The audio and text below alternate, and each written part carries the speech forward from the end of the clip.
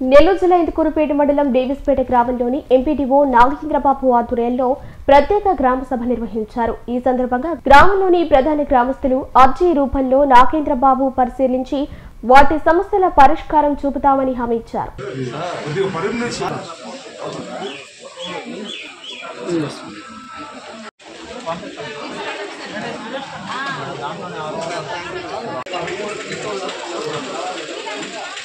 Photo కాదు, నేను విలేకరుని.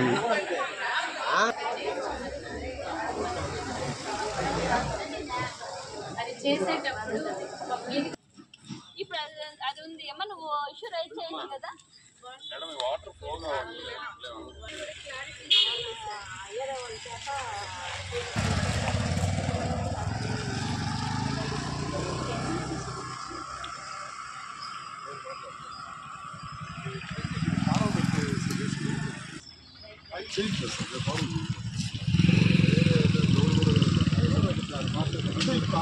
ఇందుకూరుపేట మండలంలో డేవిస్పేట గ్రామ పంచాయతీలో స్వామిత్వాకి సంబంధించి 9(2) నోటీసులు గ్రామ సభ అనేది నిర్వహించడం జరుగుతుంది. డేవిస్పేట గ్రామ పంచాయతీలో 465 ఇళ్లకి 738 పీపీలు తీయడం జరిగింది. వీళ్ళందరికీ కూడా 9(2) నోటీసులు ఇచ్చి వాళ్ళ విస్తీర్ణము, భవన విస్తీర్ణము అంతా కరెక్ట్గా ఉందా లేదా అనేది వెరిఫై చేసుకొని అంగీకార సంతకం అనేది చేయమని చెప్పడం జరిగింది. ఎక్కడైతే ఎవరైతే వాళ్ళకి ఏదైనా తేడా ఉన్నట్లుగా వాళ్ళు చూసినట్లయితే మనకి ఇక్కడ 19 ఫామ్లో అది మనం ఫిలప్ చేసి ఇస్తే మళ్ళా దాన్ని రీసర్వే చేసి వాళ్ళకి దాన్ని కరెక్ట్ చేసి సరిచేయడం జరుగుతుంది. అందుకని ఈరోజు ఈ మన డేవిస్పేట గ్రామ పంచాయతీలో దానికోసం ఈ గ్రామ సభ పెట్టడం జరిగింది. ప్రతి ఒక్కరికి కూడా ఈ స్వామిత్వ వల్ల ప్రతి ఒక్కరికి కూడా ప్రాపర్టీ కార్డ్ అనేది ఒకటి లభిస్తుంది. మనకి వాళ్ళ హద్దుల మధ్య డిస్ప్యూట్స్ అనేవి కూడా తగ్గుతాయి. ఆ ప్లానింగ్ అనేది కూడా కరెక్ట్గా ఉంటుంది.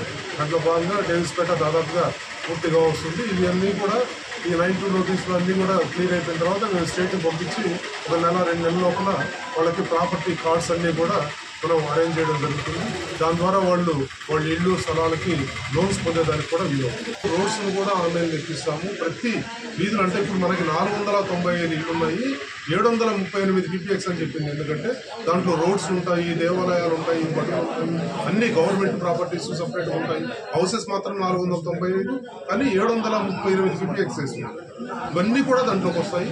ప్రతి ఒక్కటి కూడా ఇంకా పక్కాగా ఉంటుంది. డేవిస్పేట విలేజ్కి సంబంధించి ఒక బౌండరీ అనేది ఏర్పడుతుంది.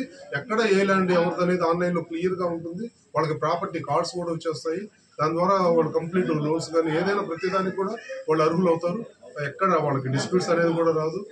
రోడ్డు ఎక్కడి నుంచి ఎక్కడి వరకు ఉంది, పాఠశాల ఎక్కడి నుంచి ఎక్కడి దగ్గర వరకు ఉంది, గుడి ఎక్కడి నుంచి ఎక్కడి వరకు ఉంది, పంచాయతీ ఆఫీస్ ఎక్కడి నుంచి ఎక్కడి వరకు ఉంది, అంత ప్రతి ఒక్కటి కూడా చాలా క్లియర్గా ఉంటుంది.